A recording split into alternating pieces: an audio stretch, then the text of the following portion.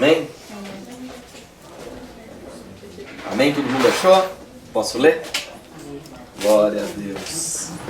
E passando Jesus outra vez com o barco para o outro lado, ajuntaram-se a ele muitas pessoas, e ele estava junto ao mar. Eis que chegou um dos governantes da sinagoga, por nome Jairo, e vendo-o prostrou-se aos seus pés, e rogava-lhe dizendo: minha filhinha, jaz à beira da morte, rogo-te que venhas e lhe imponha as mãos para que ela seja curada e ela viverá.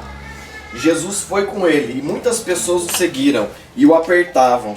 E certa mulher que havia 12 anos tinha um fluxo de sangue, e que havia padecido muito com vários médicos e gastado tudo quanto tinha, e não havia melhorado. Antes cada vez se achava pior. Ela, ouvindo falar de Jesus, veio por trás comprimida e tocou nas suas vestes, porque ela dizia: se eu somente tocar nas suas vestes, serei sã. E imediatamente a fonte do seu sangue secou, e ela sentiu no seu corpo que já está curada daquela aflição. E Jesus, imediatamente sabendo que saíra a virtude de si mesmo, voltou-se para o aperto e disse: quem tocou nas minhas vestes? E disseram os seus discípulos: tu vês que a multidão te aperta e dizes: quem me tocou? E ele olhava em redor para ver quem havia feito aquilo. Mas a mulher, atemorizada e trêmula, sabendo o que foi feito a ela, aproximou-se e caiu no chão diante dele, e disse-lhe toda a verdade. E ele lhe disse: filha, a tua fé te sarou, vai-te em paz, ser curada deste teu mal. Enquanto ele ainda falava, vieram alguns da casa do governante da sinagoga, a quem disseram: a tua filha está morta, por que ainda incomodas o mestre? Mas Jesus, imediatamente ouvindo essas palavras, disse ao governante da sinagoga: não temas, crê somente. Então não permitiu que nenhum homem o seguisse, senão Pedro, Tiago e João, irmão de Tiago. E tendo chegado à casa do governante da sinagoga, viu o alvoroço e os que choravam e pranteavam muito. E ele, entrando, disse-lhes: por que fazeis alvoroço e chorais? A menina não está morta, mas dorme. E riram-se dele. Ele, porém, tendo feito sair a todos, tomou consigo o pai e a mãe da menina, e os que com ele estavam, e entrou onde a menina estava deitada. Ele, tomando a menina pela mão, disse-lhe: Talita cumi. Traduzido é: menina, a ti te digo, levanta-te. E imediatamente a menina se levantou e andava, pois ela tinha 12 anos já. E assombraram-se com grande espanto. Amém? Feche os seus olhos, vamos orar. Deus, em nome de Jesus, nós te agradecemos pela tua palavra, por todo o teu cuidado, por toda a tua proteção com as nossas vidas. Somos gratos por tudo isso, Deus.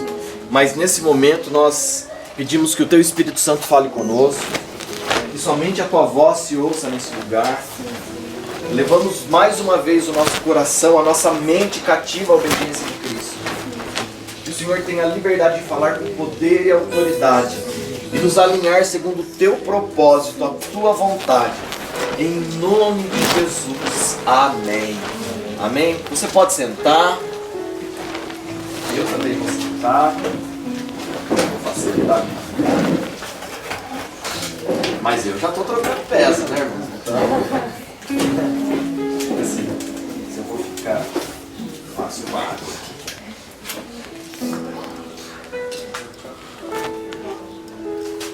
Eu vim um pouco para trás para eu usar essa água mais à vontade. Não sei se não vai cair aqui, mas dá para ouvir o negócio. Glória a Deus. Amém? Aí no fundão vocês estão me ouvindo? Amém. Alto e claro? Eu gosto do microfone, mas eu gosto dele sem fio. Eu passo luta com o microfone com fio. Então eu sei que Deus vai liberar pra gente já comprar um sem fio. Amém? O tema dessa mensagem é a minha expectativa. Eu sei que você é crente, né? No mínimo você é crente, porque até o capeta é crente. Então você é crente também. Agora o que vai diferenciar nós de todo capeta que existe na face da terra, nas regiões celestiais, é a obediência. Porque Tiago 2,19 diz assim: crê tu que há um só Deus? E ele mesmo responde, ele fala, bem o fazes, porque os demônios creem e tremem. Em algumas traduções está estremecem, né? Então se eu apenas creio em Deus, eu sou pior que um capeta, porque ele ainda estremece. Se eu creio e temo a Deus, estremeço na presença de Deus, estou igualzinho. Agora o que diferencia eu de um capeta? É a minha obediência, a minha inclinação a obedecer a palavra de Deus. Simples assim, não é simples, irmão? Fala para a pessoa que está do seu lado, é simples, né? É fácil, né? É só obedecer, né? Por isso que Deus, um dos projetos que Ele tem com as nossas vidas é fazer da gente uma família, não apenas um casal. Deus não chama um casal, Deus chama uma família, né? Ele quer gerar de você crianças, vida, porque aí você vai entender qual é a dificuldade de Deus com obediência. Só sendo pai e mãe. Alguém está entendendo o que eu estou falando aqui? Ou eu estou sozinho? Né? E aí quando a gente é pai, a gente entende os nossos pais, né? A gente fala, meu Deus, que trabalho que eu dei, né? Alguém está entendendo o que eu estou falando aqui? Né? Irmãos, e aqui, Jesus ele está num ambiente, ele andava por todo lugar fazendo muitos milagres, irmãos. Curando muita gente. E ele estava fazendo o que ele foi ungido para fazer, né? Isaías 6 fala disso, que ele foi ungido para isso, né? Até ele declara isso na sinagoga uma vez, ele fala, o Espírito do Senhor está sobre mim, e me ungiu para. E ele declara para libertar os cativos, né? Tratar dos quebrantados de coração, um monte de coisa que ele foi ungido para fazer. E ele estava ali fazendo o que ele foi ungido para fazer. Por isso que ele é chamado de Messias, Mashiach, né? O ungido, né? Aquele que foi habilitado por Deus para algo. Amém, irmão? E aí Jesus, todo lugar que ele ia, lógico, virava uma muvuca, né? Juntava um bando, né? Aglomerava a gente. E as pessoas seguiam Jesus, eu não vou aguentar ficar sentado. As pessoas seguiam Jesus com uma grande expectativa. Eu vou te dar um conselho. Se você não ouvir nada dessa mensagem hoje, pode acontecer isso com você. Por causa do seu coração, por causa de um monte de coisa que acontece na sua vida, você pode não querer ouvir toda essa mensagem. Não tem problema. Agora só um conselho que eu vou te dar. Se você quer seguir Jesus, tenha expectativa com ele. Juliano, não quero ouvir mais nada. Você pode ir embora. Tudo bem, o portão está aberto, a gente vem tranca. Você vê que, né? Tá facinho de sair, né? Mas se você quer seguir a Jesus, tenha uma expectativa. Jesus fala, se você quiser vir após mim, tome a sua cruz e siga-me. Né?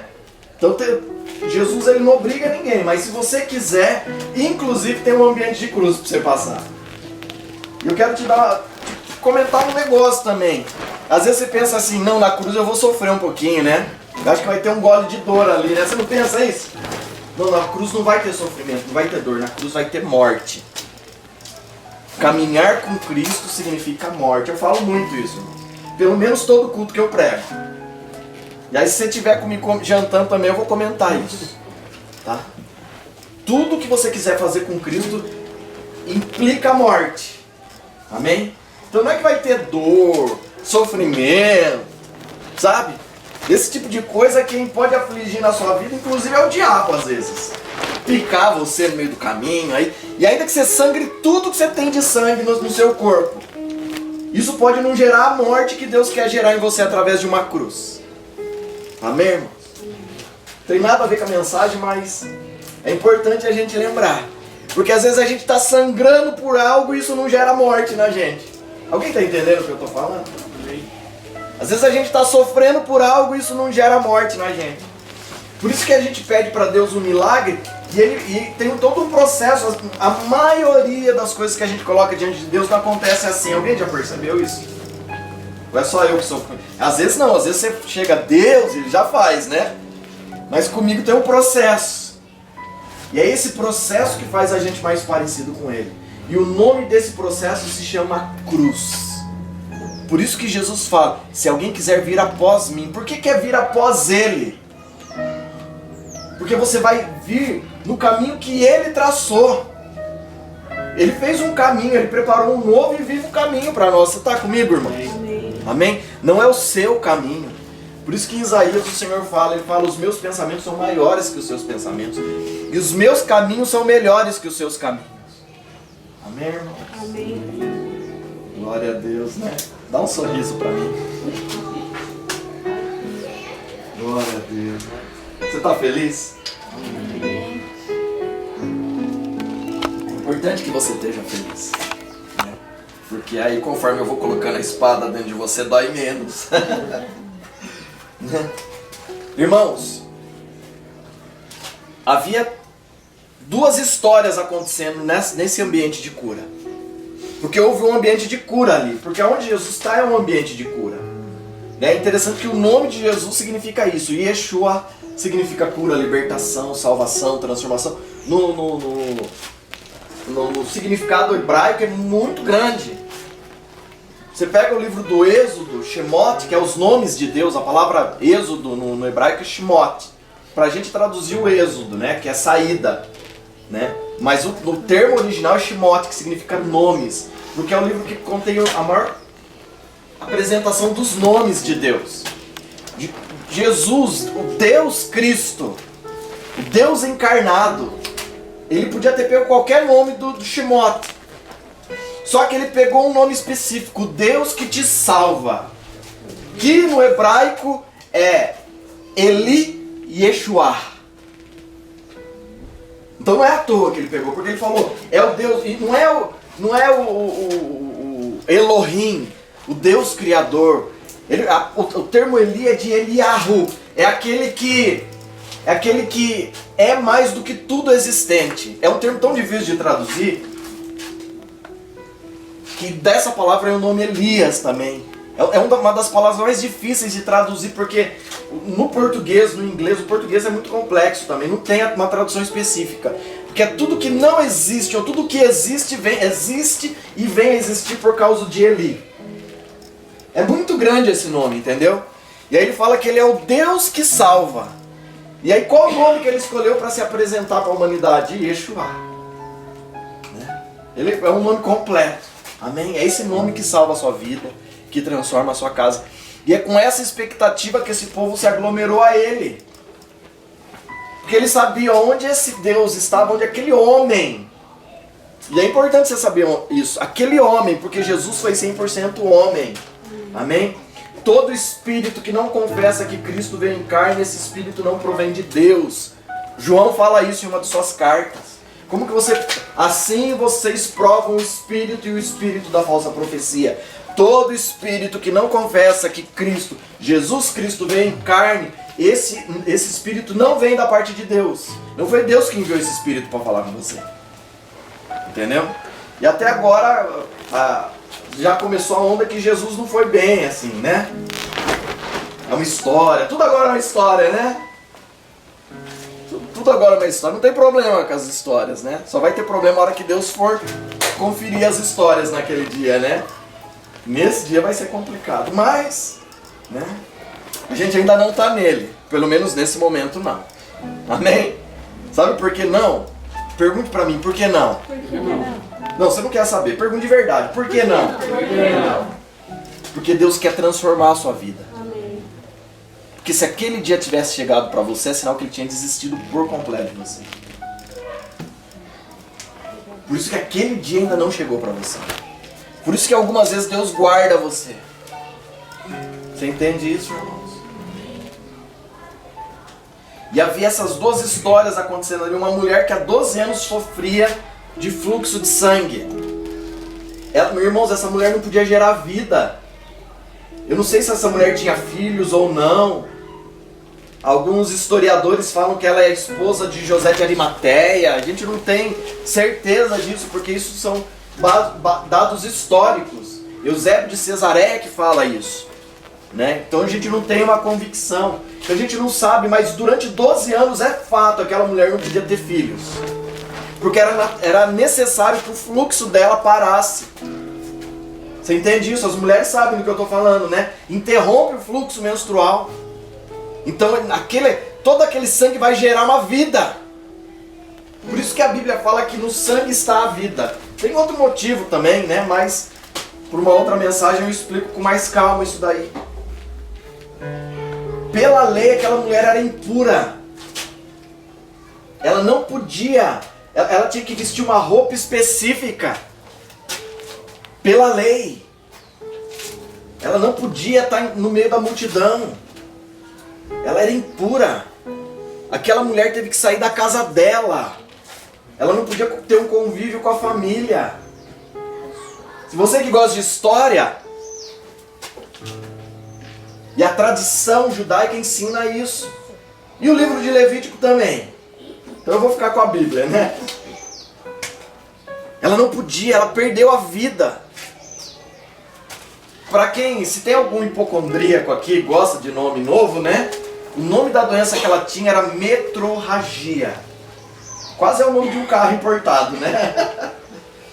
Às vezes tem algum hipocondríaco que fala, eu acho que eu já tive, não olhando agora, acho que eu tô com metrorragia, né? Então eu tô te dando mais uma aí, tá? É isso que ela tinha, segundo a medicina de hoje. Ela tinha um fluxo contínuo de sangue. Irmãos, quando aquela mulher chega ali e ela é curada, e aí Jesus ele é impressionante, né? O Jairo, chefe da sinagoga, né? Conhecedor da lei, chefe da sinagoga, né? O que o chefe da sinagoga faz para você entender? Ele abre em sábado. O culto mais importante para eles é o Shabat, é o sábado. Que o primeiro culto é um culto de ensino. O primeiro culto do sábado é ensino. Depois tem outros cultos. E aí o culto de ensino, o chefe da sinagoga, ele pega um dos rolos, ele lê um texto, ele fala, quem aqui vai ensinar sobre isso? E a pessoa para ensinar tem que ter mais de 30 anos. Ele tem que estar no processo para ser rabi, para ser um mestre na sinagoga.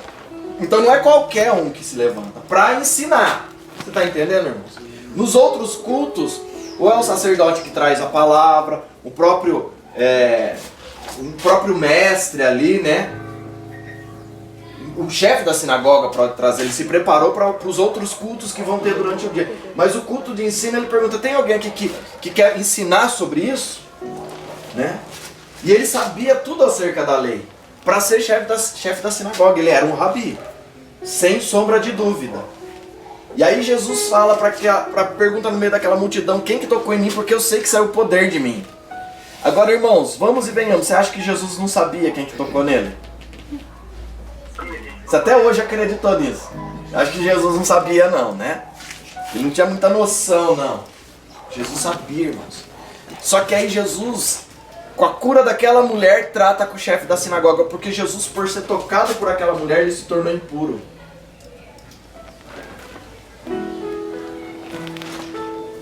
Ele ia ter que passar por um processo de 7 dias de purificação. E aí ele fala pro sacerdote, ele fala pro chefe da sinagoga, para Jairo, né? Ele fala, e aí Jairo, vamos continuar a caminhada? Irmão, sabe, entenda uma coisa, às vezes a gente pensa que a gente tá fora do esquema, e se a gente se aproximar de Deus, a gente não tem condições de se aproximar de Deus, a gente não pode chegar na presença dele. Você olha para a mesa, hoje é um culto de ceia, e a gente, às vezes você olha para cá e você fala assim, eu não posso tomar da ceia, eu não posso participar do pão e não posso participar do sangue, eu não posso participar do pão e do suco de uva, que representa o corpo e o sangue de Jesus, eu não posso. Agora, irmãos, quando a gente toca em Jesus, não é ele que fica impuro, somos nós que somos santificados. Eu vou repetir de novo, aí você fala um amém, para pelo menos parecer que você entendeu. Irmãos, quando você estende as mãos, você entra num ambiente onde Jesus está. Independente do que você fez essa semana, do que você tem feito na sua vida, independente da sua história de vida, independente dos seus pais, da porcaria que você sempre foi, quando você se aproxima dele, não é ele que se torna um pecador, mas é você que se torna santo. Amém. É por isso que você e eu podemos participar do corpo e do sangue, porque o sangue, eu não vou contaminar o sangue, mas eu vou ser purificado por ele. Aleluia. Meu Deus. É por isso que o corpo me transforma, porque eu não vou contaminar o Senhor, mas ele vai me tornar mais parecido com ele.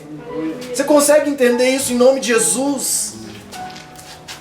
Por isso que a ceia não é por causa da sua carteirinha de membro, por causa da roupa que você veste, do cabelo que você tem. A ceia é por causa dele. Não tem nada a ver com você. Nunca teve nada a ver com a gente. Ou você acha que tem a ver com você? Ah, eu sou digno de participar desse trem. Aí você morde Jesus, você pode morder todo mundo. Você pode pegar o pão. Quem pode morder o corpo de Cristo, morde qualquer um, irmãos. Você está entendendo o que eu estou falando?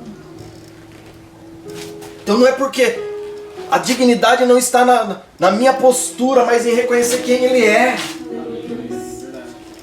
O texto é simples, irmãos. A gente lê só pela metade. Ou a liderança sempre ensinou do jeito que eles queriam. Não vou citar nome, nada, irmãos.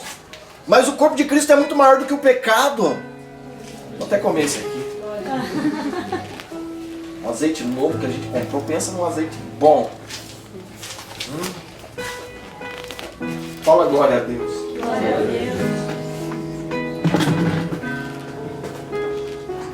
Ia pôr de volta ali, né? Vai que você passa a luta, né?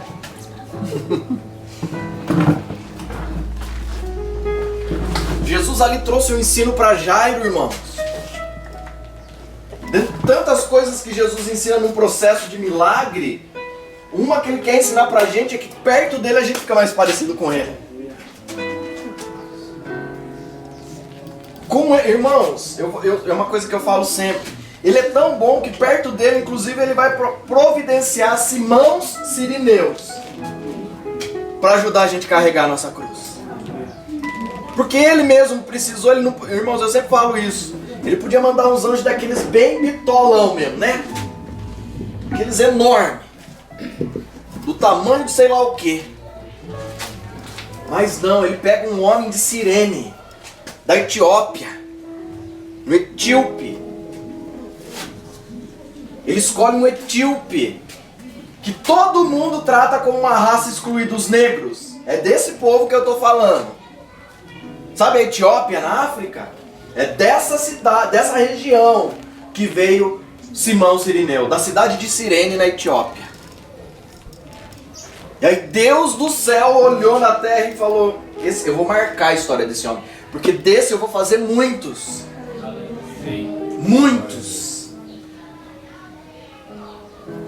Esses dias eu estava conversando com uma pessoa, a pessoa falou assim pra mim: olha, eu não sou muito assim, esse negócio de crente, de ser misericordioso igual vocês falam, eu não sou muito com isso não. Porque a cruz é de cada um que se vire com a sua cruz. É o problema da pessoa, ela que morra com ela. Eu falei: eu não consigo pensar assim. Ele falou: se você falasse diferente, né? Mas para e pensa. Eu falei: olha, parando e pensando, o próprio Jesus precisou de alguém para carregar a cruz dele. Você precisa de alguém para ajudar você a carregar a sua cruz. Sua esposa precisa que você ajude ela a carregar a cruz dela. Que pode ser você, inclusive.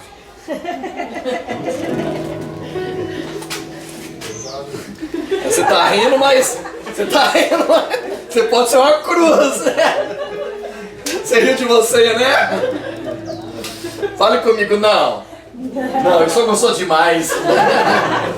Não. Sou muito gostoso para ser cruz em alguém, né? Não, sou coisa mais gostosa que Jesus. Jesus não seria Jesus sem você, né não? Pare e olha, né? Quando você olha para os pés de Jesus, né? Olha, só eu na sua causa, né? Irmãos, essa mulher, ela ouviu falar de Jesus. Alguém aqui já ouviu falar de Jesus, irmãos? Essa madrugada, eu levantei um pouco antes do relógio despertar e mexido com essa palavra, eu fiquei algumas horas preparando ela. Eu estava mexido com ela e assim, eu não sofro tanto para dar o estudo. Eu não sofro, é mais fácil para mim preparar um estudo. Agora a mensagem é um negócio que eu não tenho muita habilidade, sabe? Eu passo luta e oro e jejuo e leio a Bíblia e, sabe? Mas eu não oro e jejuo para pregar. Eu oro, jejuo, leio a Bíblia porque eu preciso dele na minha vida. Só que aí tem um momento da semana que eu vou preparar o que vocês vão receber de Deus. Eu estava mexido com essa palavra E já pronto, eu sabia que eu ia ministrar ela, porque ontem foi interessante as coisas que Jesus falou comigo a respeito dela. Só que sabe, às vezes a gente ouve falar tantas coisas de Jesus, mas eu quero perguntar para você, você já ouviu falar do Jesus da cruz? E o Jesus que ressuscitou depois da cruz? Sabe, esse que entregou um mandamento para nós e pediu para a gente segui-lo?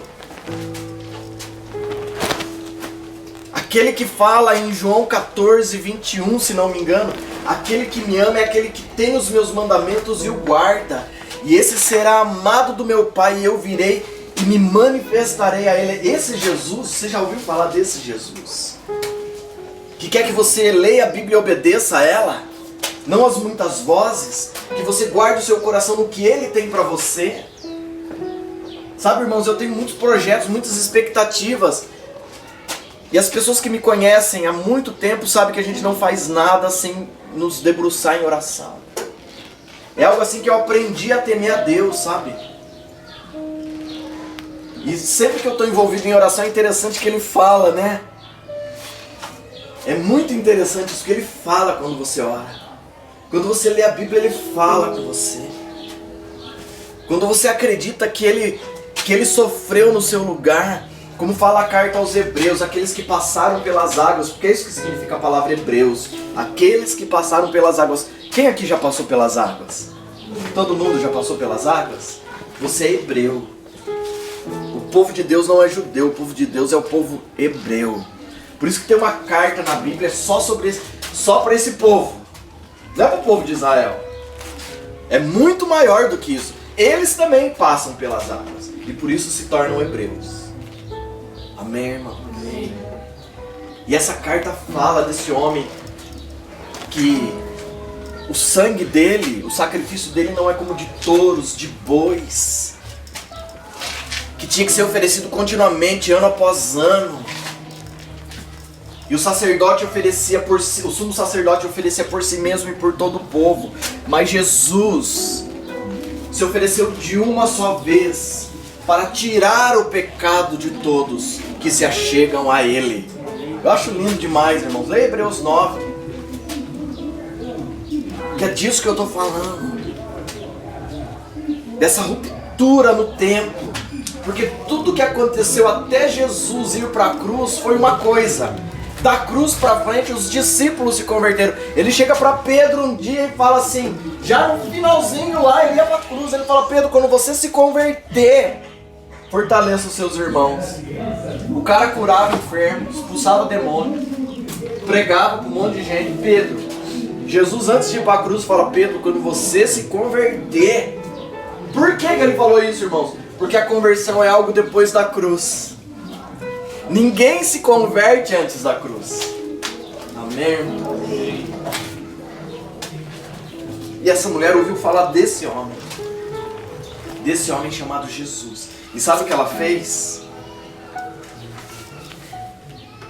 Ela fez o que ela devia ter feito há 12 anos atrás. Ah, mas não tinha Jesus, mas já tinha o Jeová Rafá, o Deus que curava pessoas de lepra. Isso sempre existiu, irmãos. O Deus que eu estou pregando não passou a existir depois de uma cruz. Tudo veio a existir depois dele. João 1,3 fala isso. Todas as coisas vieram à existência por ele. E sem ele nada do que existe se faria. É esse Jesus que eu estou falando. E sabe, irmãos, o que aconteceu com essa mulher? Ela gastou tudo que tinha, perdeu tudo que tinha, e aí ela foi atrás de Jesus. Aí ela buscou Deus. Eu vou te dar um conselho essa manhã. Deus não precisa, as situações, eu vou envolver Deus porque a Bíblia ela é grande demais.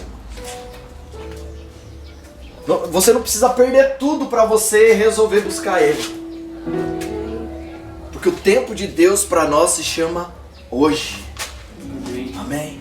E às vezes a gente vai tendo tanta perda no processo, tantas coisas vão escapando da nossa vida no processo, né? Você está entendendo o que eu estou falando? E aí num dado momento, quando a gente já não tem mais o que perder. Porque, irmãos, o problema nosso é que a gente se perdeu aqui dentro. E aí com isso a gente começa a perder tudo aqui fora. E os nossos olhos sempre estão fora, né?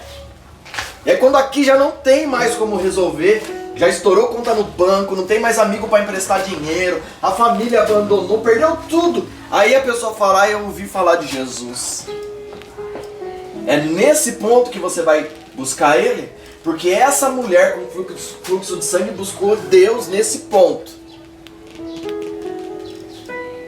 Temos duas histórias aqui, irmão.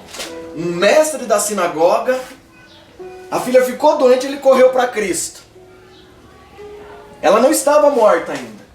Quando o problema aconteceu, ele falou, não, eu sei quem é esse homem. Eu conheço as escrituras, esse é o Messias. Irmãos, um judeu nunca se prostra diante de um homem.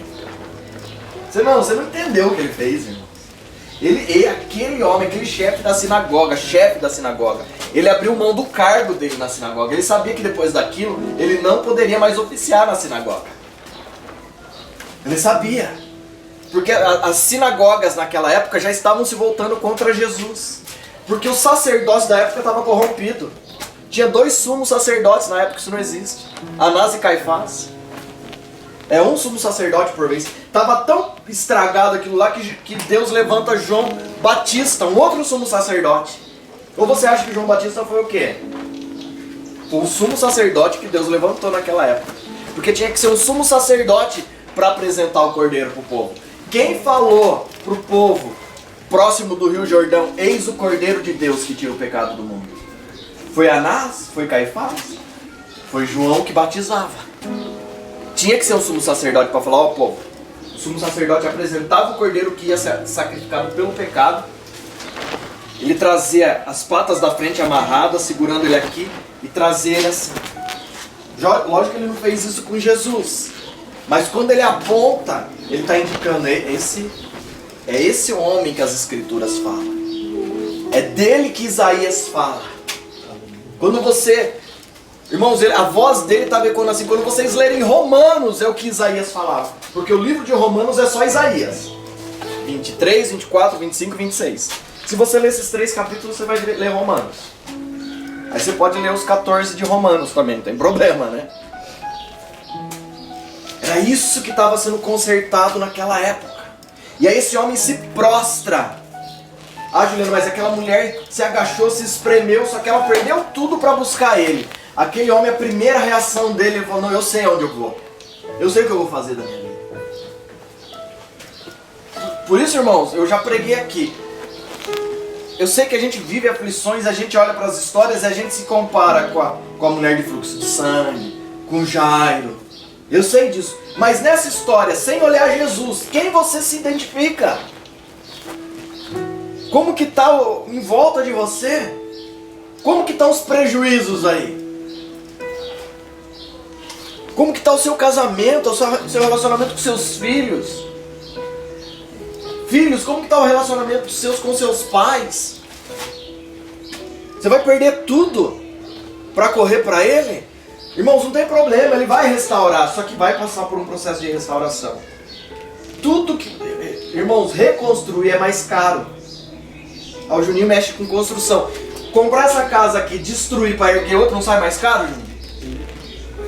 Reconstruir é sempre mais caro. Agora Deus não tem problema com reconstrução. Porque você chega em Israel, a Biblioteca Nacional de Jerusalém, a Jerusalém, acho que é a nova mesmo, eu não sei dizer qual, vou pesquisar melhor. Tem uma base de acrílico grande, você olha ela, tem 13 metros de profundidade. Eu já falei isso aqui. Esses 13 metros de profundidade é o piso original de Israel. Israel está construído a 13 metros de altura sobre entulhos. Deus reconstruiu aquela nação. Reconstruiu centenas de vezes. Olha a Bíblia. Então Deus não tem problema de reconstrução. Só que a reconstrução custa mais caro. Você está entendendo o que eu estou falando? Por isso que buscar Ele nos primeiros momentos é melhor. Amém, irmãos? Amém. Aí já, irmãos, pede para Jesus impor a mão sobre a filha para ela ser curada. Você vê quanta coisa, né? Eu sei que se o Senhor colocar as mãos nela, ela vai ser curada, eu sei, né? Irmãos, ele podia olhar para Jesus e falar, acabou, né? Você está imundo, você não pode tocar em mais ninguém por 7 dias. Acabou, vamos parar por aqui, beleza. Libera uma palavra. Você vai entrar na minha casa impura, a minha casa vai se tornar impura. Irmãos, depois que a gente se rende a Deus, essas coisinhas se tornam tão pequenas. Sabe? A gente começa a pôr tanta burocracia. Eu vou dar um exemplo para você, irmãos. Eu sempre trabalhei com guerra espiritual. Sabe? Não vou citar nomes aqui, mas eu fui para São Paulo. Fiz anos de treinamento. Mas sabe o que eu descobri fora do Brasil? Que demônio não tem nome. O nome dele é demônio. Ficou mais fácil, irmão.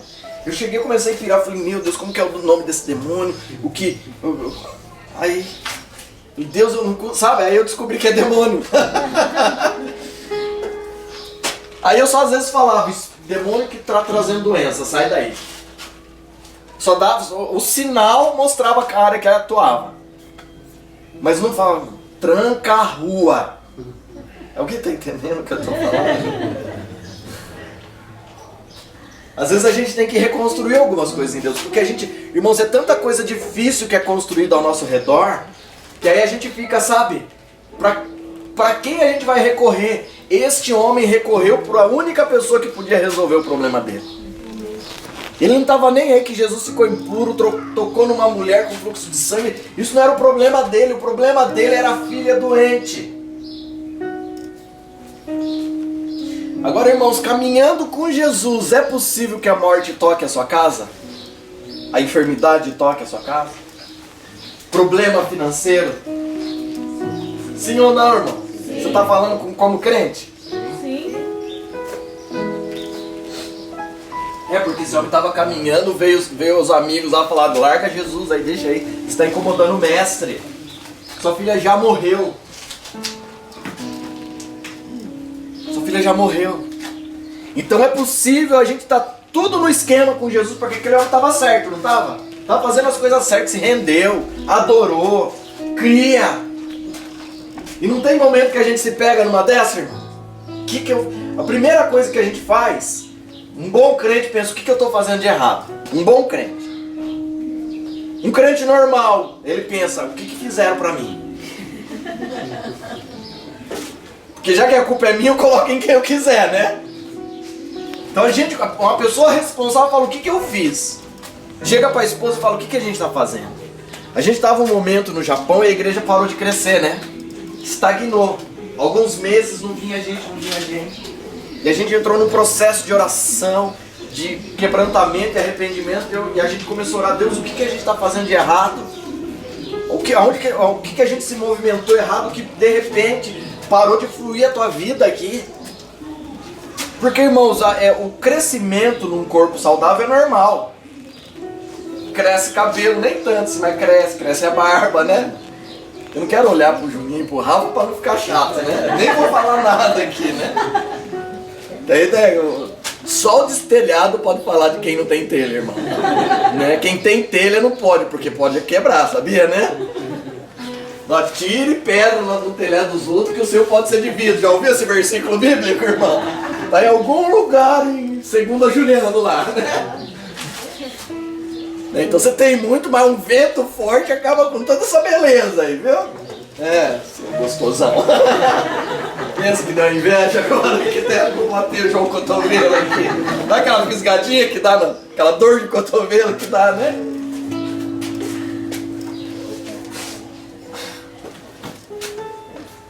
A gente no meio de todo esse processo, irmãos, e a gente lá, o que eu estou fazendo de errado,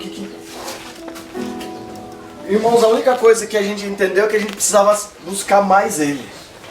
Mergulhar mais nele. Porque é assim, irmão, o rio sempre é mais fundo. Você lê lá Ezequiel 47. Eu acho que é Ezequiel 47 mesmo, é assim. Ezequiel vai ali, ele molha a planta dos pés, ele anda 500 côvados, 250 metros aproximadamente, molha os tornozelos, mais 250 metros o joelho, e vai, até que as águas engolem ele.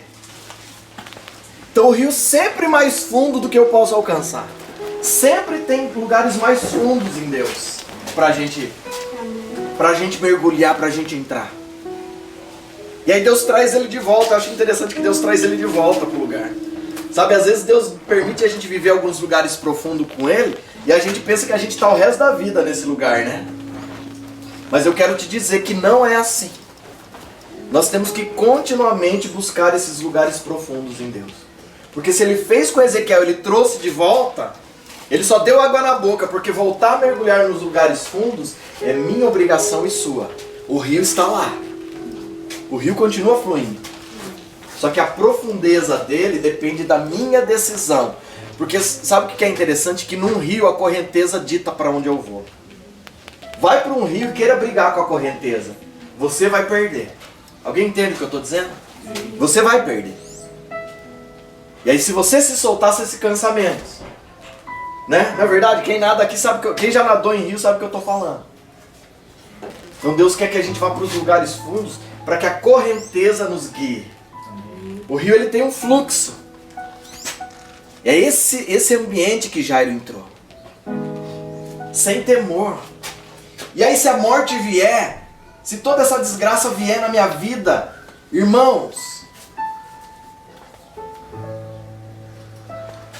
se uma pessoa passar pela morte, não acabou para ela, mas ela acessou a eternidade. Você entende isso? A gente no estudo de escatologia, se teve uma coisa que a turma começou a desencanar é com medo de morte, né? Ao contrário, dá até vontade de morrer. Depois que você estuda tudo, sim ou não? Sim. Fala, nossa, agora, não podia ser agora, irmãos? Hein? Se você tá mais ou menos, o problema é seu. Eu queria, sabe, cai tudo aqui, mas cai pra cá também, né? Cai pra cá também e já era. A gente abre o olho e vê.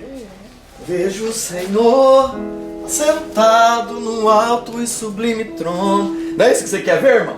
Você quer ou não quer? Só quero ver você. Não foi isso que você cantou? Melhor jeito é dando uma morridinha, irmão. É o jeito mais rápido. Então o problema não é enfrentar a morte, é ter certeza de um destino.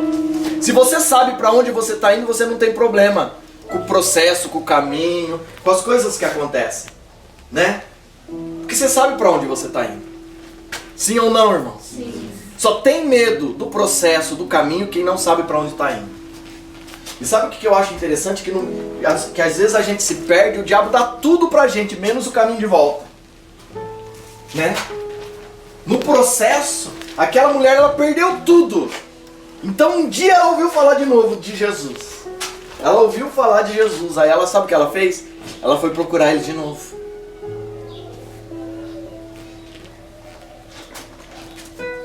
Então a morte não é o fim. Se você vê a morte como uma porta de entrada para a eternidade, acaba o problema, irmãos. Ela é só mais uma porta que o Senhor coloca diante de nós. Só isso. Por isso que velório de crente é tão festejado, né? É tão celebrado, porque a gente sabe que é para onde foi. E a gente olha assim e fala, puxa vida, né? Não tem mais problema com cheque especial, né? Não tem, mas acabou o financiamento do carro, né? Acabou tudo, né? Não é verdade, irmãos? Às vezes a gente olha pra pessoa e fala, tava devendo pra mim, né? Essa parte é ruim, né? Tava devendo pra mim agora chora, né?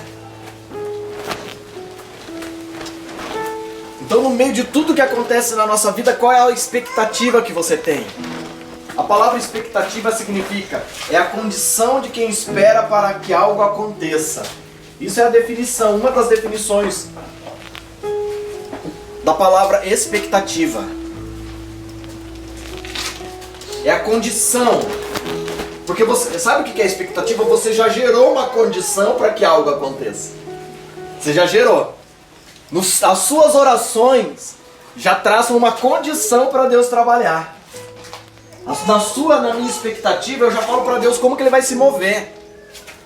Ontem nós estávamos conversando sobre isso. E a gente falou, a gente conhece gente para isso, para aquilo, para aquilo. Olha, se você mexer com todos os contatos, não tem coisa que sai na sua vida? Sim ou não, irmão? Sim. Aí sabe o que acontece? A sua expectativa nunca está em Deus. Está nos seus contatos. Na sua relação de WhatsApp. Aquela mulher gastou toda a expectativa dela no que o dinheiro dela podia trazer.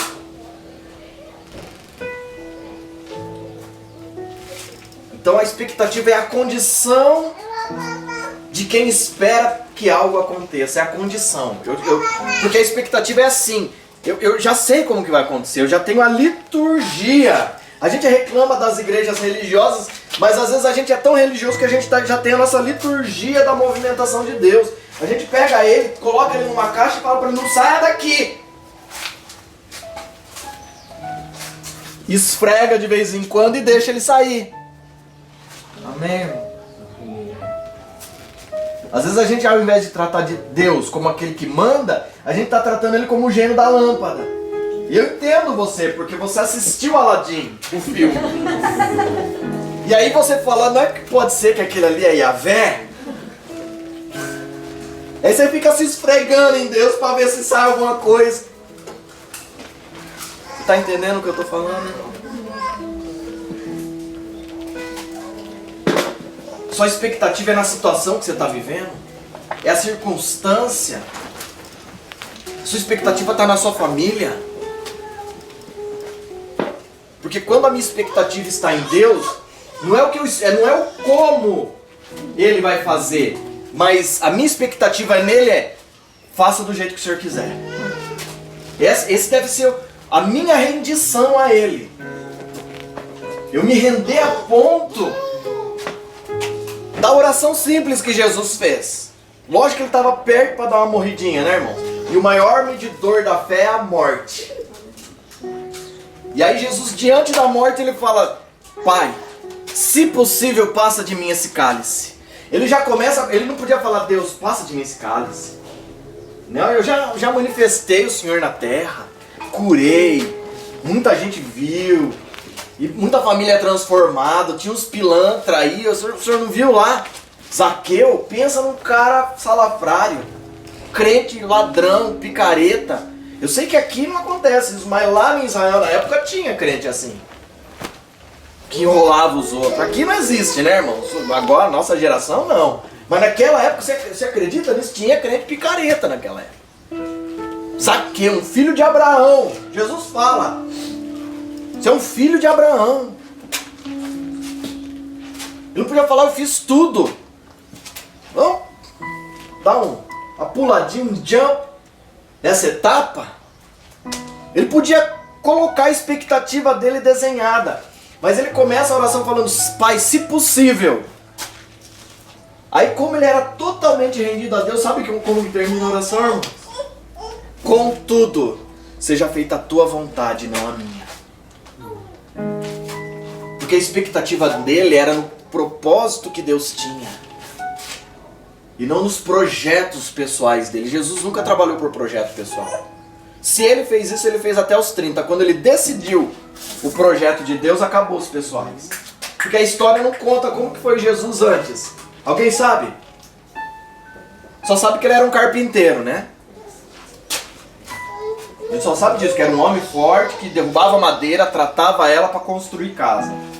Porque ele é o carpinteiro naquela região não constrói móveis. Ele constrói casas com base de madeira. Então Jesus, ele não veio para encher sua vida de móveis. Ele veio para transformar você numa casa que ele vai habitar. Porque quem vai encher você é o Espírito Santo. Cada um no seu quadrado. Você entende isso, irmão? Eu tenho que desenhar diferente.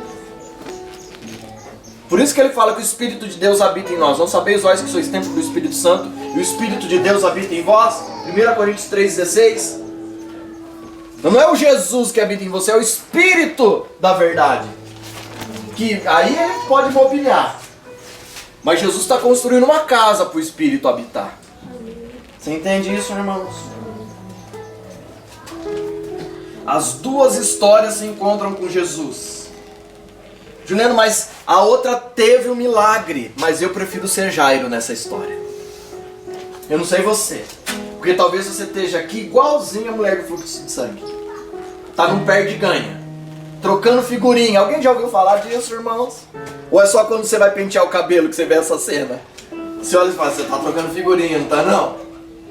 Aí a gente se engana, a gente fala, não, mas aquele ali deu um 7 por 5, né? Não deu 6 por 6, não deu 5 por 5. Porque às vezes a gente tá assim, trocando figurinha. Você tá entendendo o que eu tô falando, irmão? Aquela mulher tava assim, vendendo almoço para comer a janta. Juliano, então não tem mais nada para mim? Tem, porque Jesus nas duas histórias fez o que só Jesus pode fazer. Porque tem coisa que só um diabo pode fazer na vida de uma pessoa. Quando Deus tinha um lance para tratar com Jó, só tinha um diabo para fazer aquilo. Agora tem coisa que só um Cristo pode fazer. Amém, irmãos? Então não vamos, pare de sofrer. Eu não sei como que está a sua vida. Ah, Juliano, mas eu quero contar a minha vida para você. Na verdade, eu nem quero saber muito, não. Preciso saber muito, não. Sabe? Tem gente que manda mensagem para mim, está acostumado comigo, esteja orando em nome de Jesus. Acabou, não preciso de riqueza de detalhe, não. Preciso saber, não. Porque Deus já sabe. E Ele quer ter um encontro com você nessa manhã. Mas qual? Um encontro de rendição.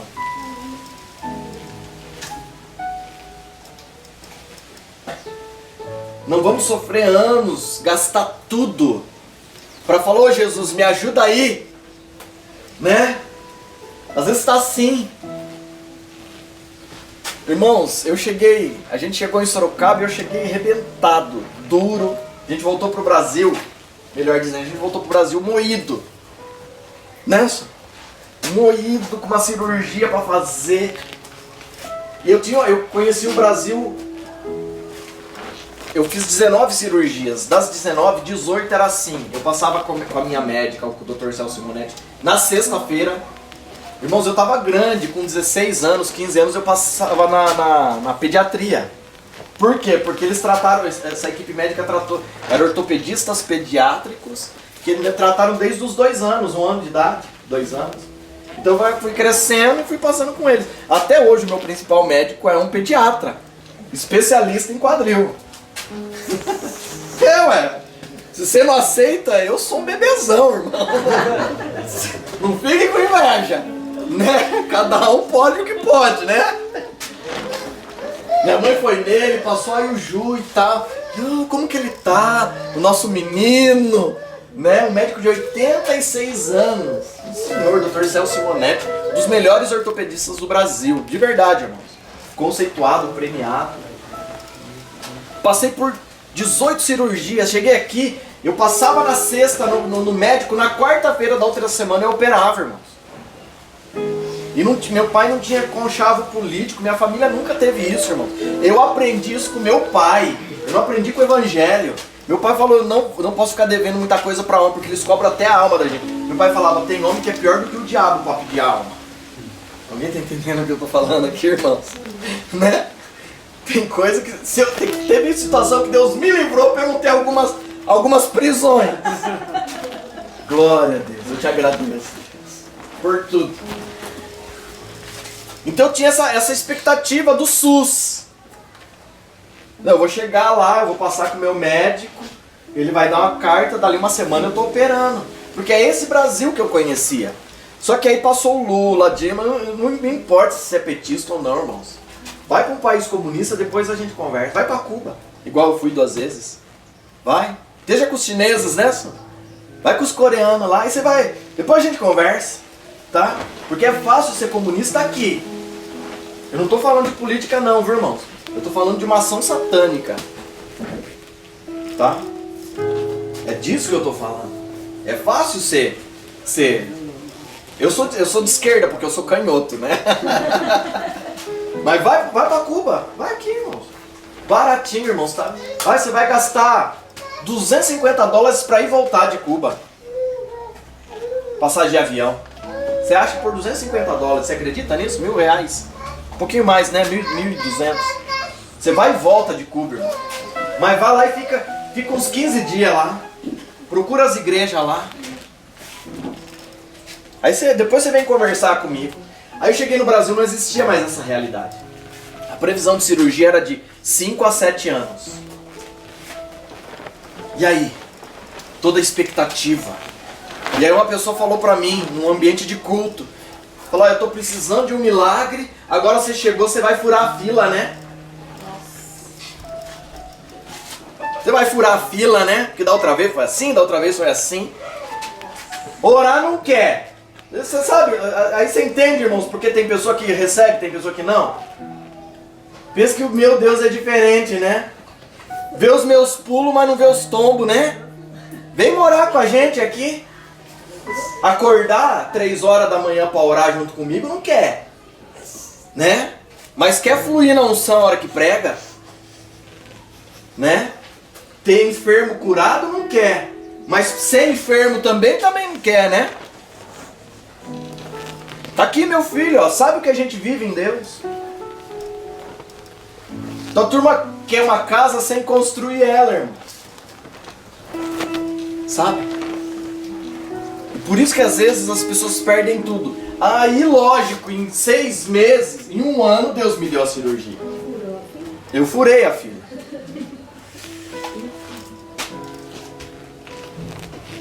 Mas eu não furei a fila, porque o meu lugar em Deus ninguém toma, como eu não tomo o seu. Eu vou repetir de novo, irmãos, porque você precisa acreditar nisso. Tem um lugar no coração de Deus que só cabe você. E esse lugar eu não consigo ocupar. Agora eu não deixo de ocupar o meu. Eu não deixo de ocupar o meu. Você está aqui hoje porque você tem deixado de ocupar o seu lugar em Deus muitas vezes.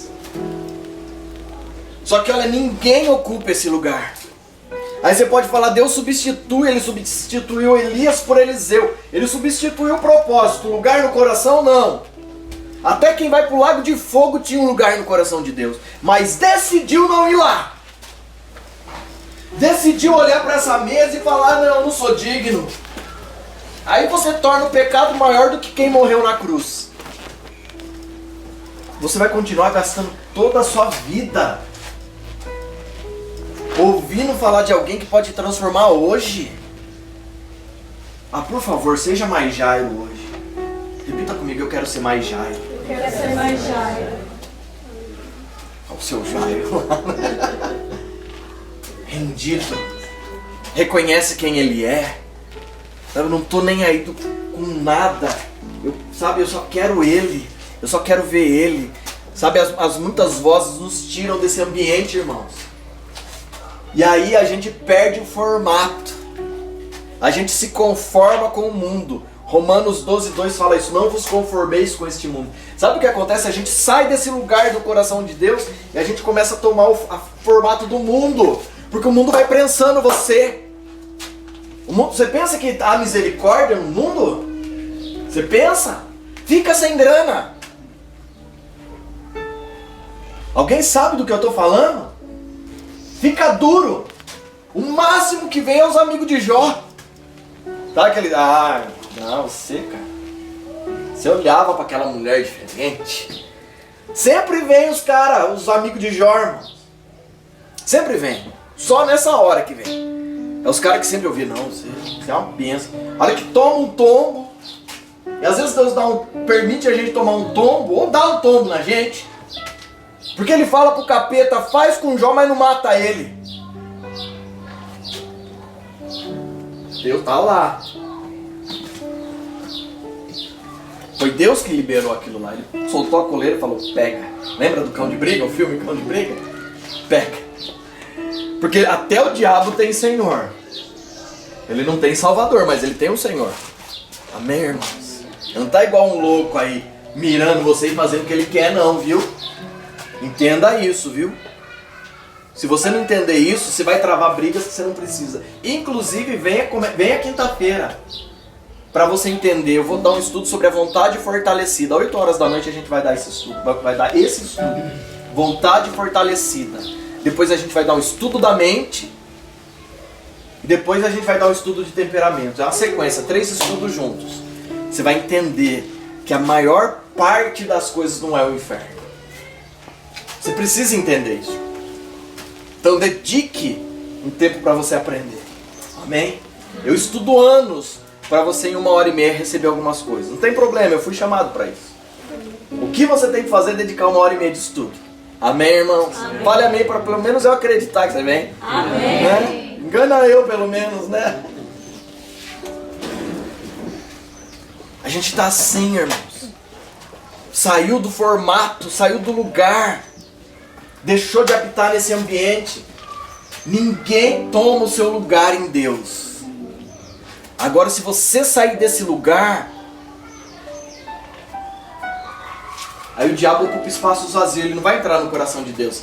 Ele vai ser o espaço para você encaixar. Aí sim pode acontecer.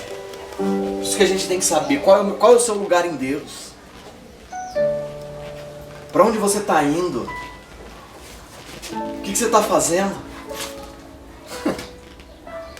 12 anos, 10 anos, 5 anos. Como que está a sua história? Hein, mulher do fluxo de sangue? Ou homem, tem um homem com hemorragia contínua, pode ter. Né? E aí? Quem você vai ser? Porque só uma rendição total a Ele vai transformar as nossas vidas.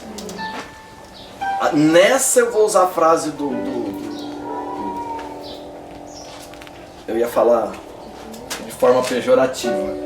Do irmão lá, que fala, pare de sofrer.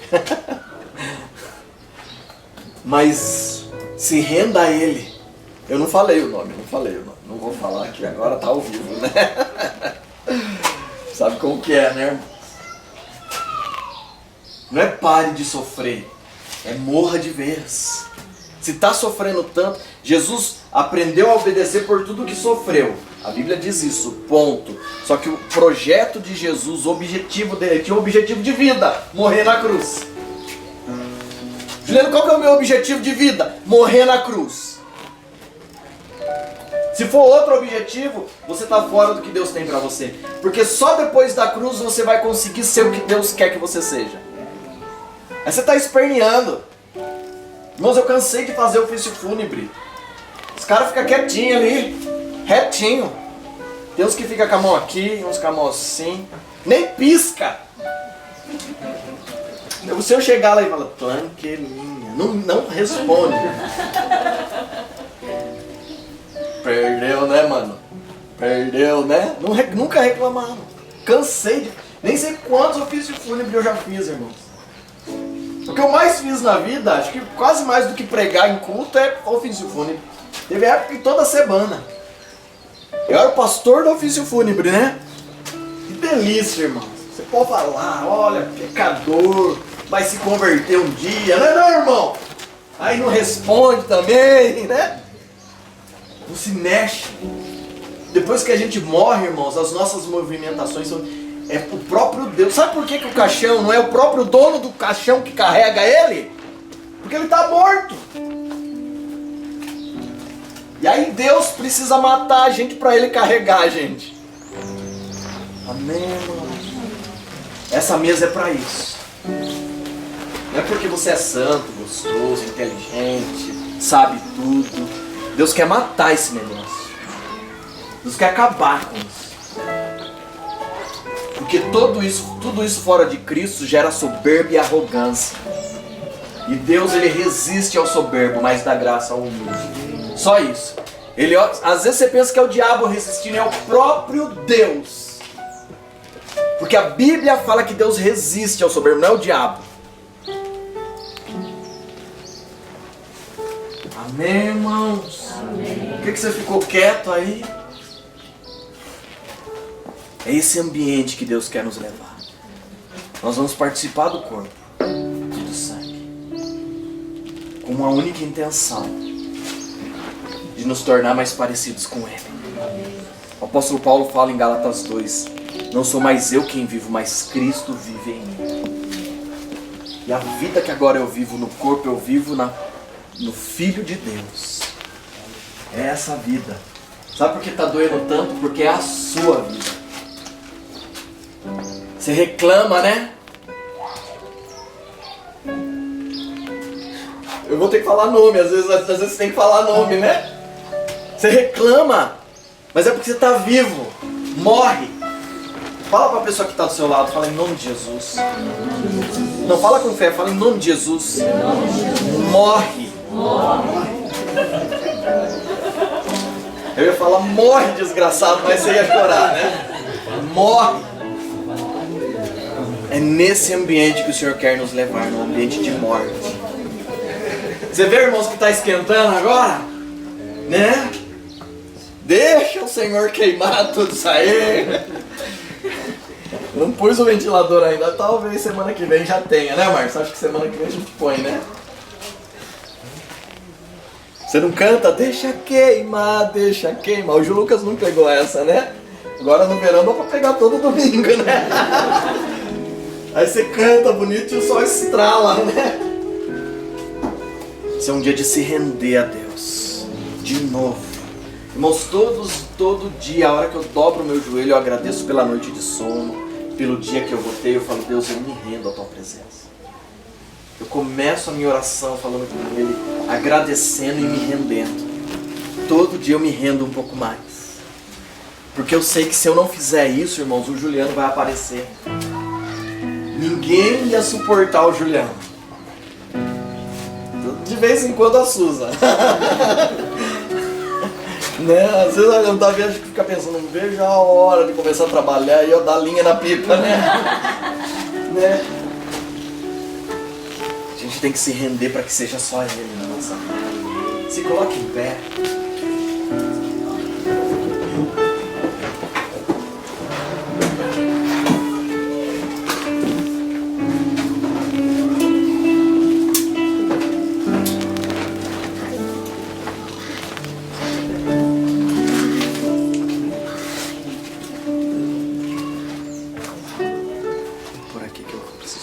Sempre esqueço as coisas.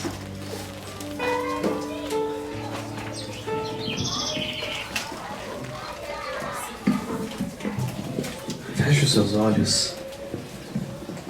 Não tem nada bonito para você ver aqui na frente. Deixa o Espírito ministrar no seu coração.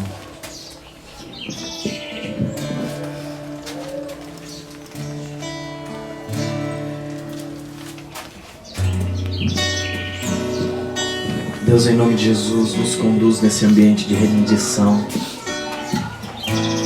onde venhamos render o nosso conhecimento, tudo que conquistamos e achamos que foi fruto do nosso trabalho. Nos ajuda a nos render e entender que não tem nada a ver com a gente. Espírito Santo de Deus nos leva nesse ambiente de rendição, onde o Filho se rendeu ao Pai, foi obediente até a morte e morte de cruz.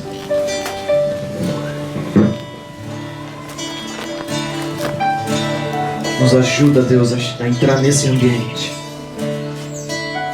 Espírito Santo de Deus, nos ajuda a entrar nesse ambiente. Em nome de Jesus. Queremos voltar para um lugar no seu coração que pertence a nós. Pede para Ele, eu quero voltar para o meu lugar no Senhor. Jairo sabia o lugar dele. Aquela mulher andou por tantos lugares e ela lembrou, eu tenho um lugar em Deus. Uma filha de Israel. Uma filha de Israel, uma filha de Abraão. Ela sabia que ela tinha um lugar em Deus. Ela perdeu tudo, mas ela lembrou um dia, eu tenho um lugar. Você tem um lugar em Deus.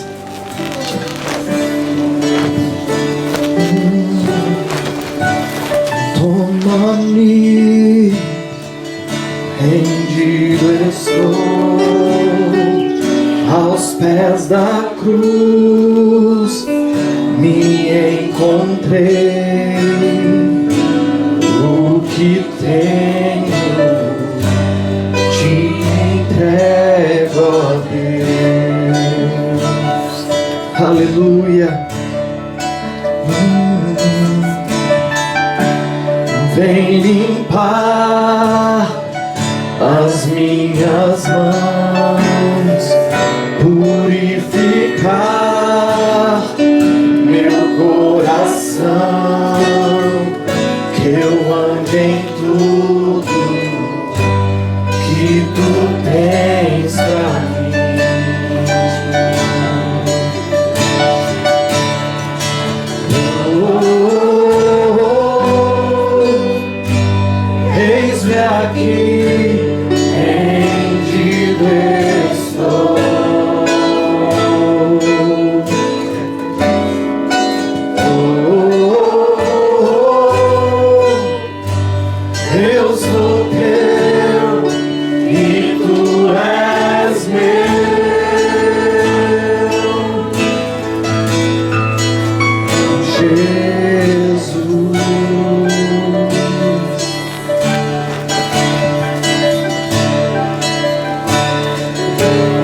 meus momentos e os dias meus, meu respirar e o meu viver, que sejam todos pra ti, ó Deus.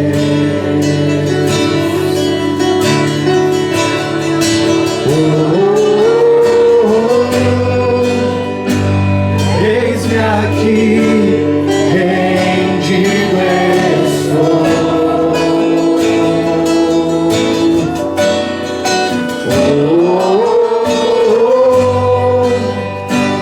Eu sou teu e tu és meu.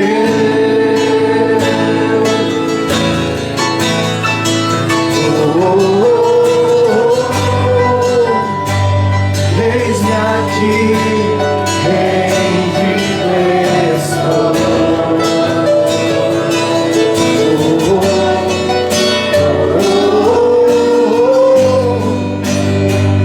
Eu sou teu e tu és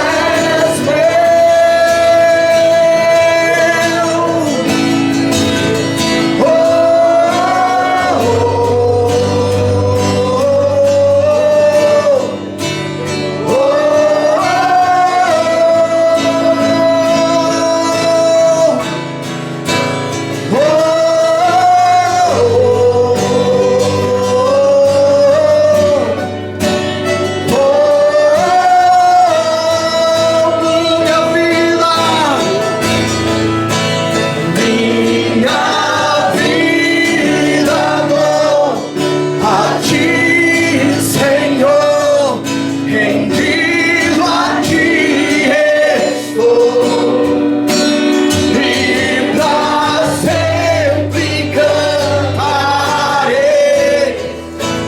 Faz em mim o teu querer, minha vida dou a ti, Senhor, rendido a ti estou, e pra sempre cantarei.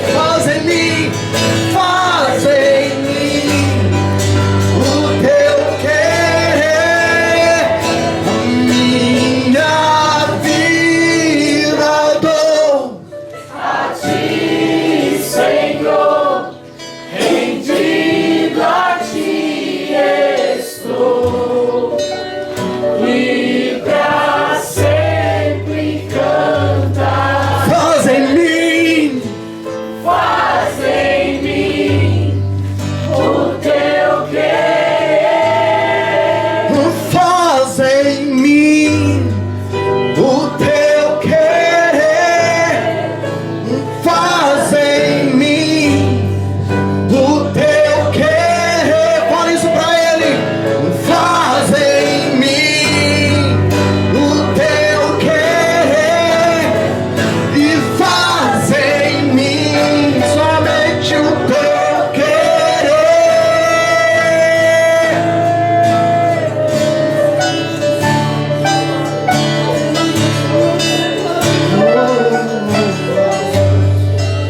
Jesus, Jesus.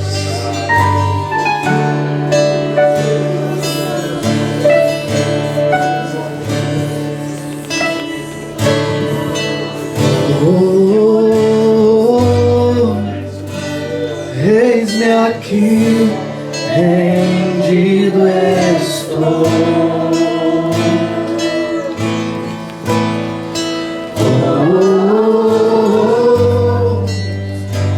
Eu sou teu e tu és meu.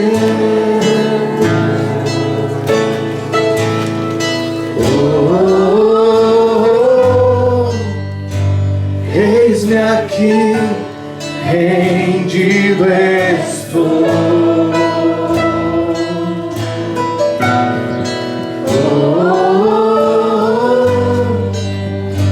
Eu sou teu e tu és meu.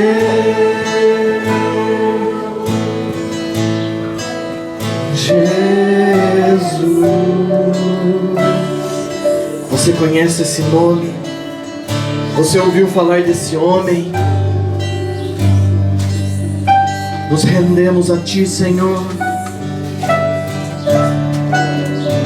Nos rendemos o nosso coração. A nossa expectativa é para o projeto que o Senhor tem para nós. Eu quero só o que o Senhor tem para mim. Eu rendo os meus sonhos, os meus projetos, tudo.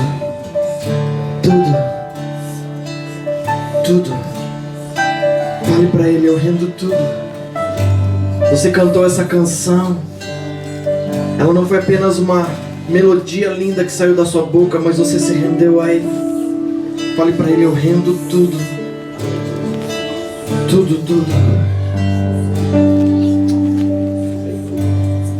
Espírito Santo, o Espírito Santo, que não haja reservas em nós. Não haja reservas em nós.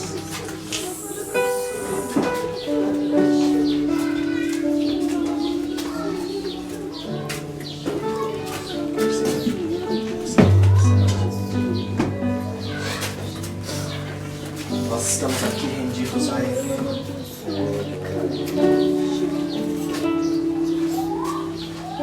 Senhor, eu coloco diante do Senhor essas partículas de pão. Esse pão asmo, um pão sem fermento, que representa a sua vida em nós. Uma vida sem pecado na vida de um pecador. Nós reconhecemos quem somos, mas temos convicção de quem o Senhor é. Eu tenho convicção de quem o Senhor é.